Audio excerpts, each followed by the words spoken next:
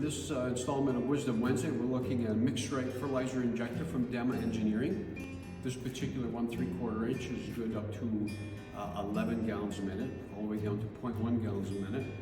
And you can adjust the fertilizer mix ratio here by taking the collar pins and adjusting it. And you've got from a 50 to 500 to 1 mix ratio.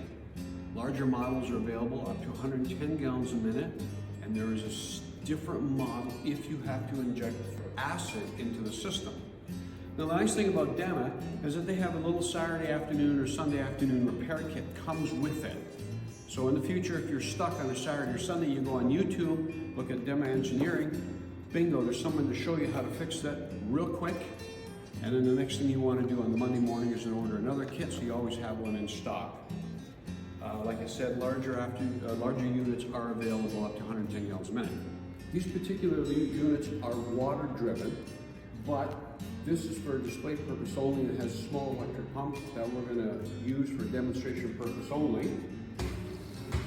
Direction of flow, shut off valve, and when you add your fertilizer, you can see it going through into your lines. So if you got fertilizer injection in your greenhouses, Dema Engineering and MixRite injectors might be the one for you.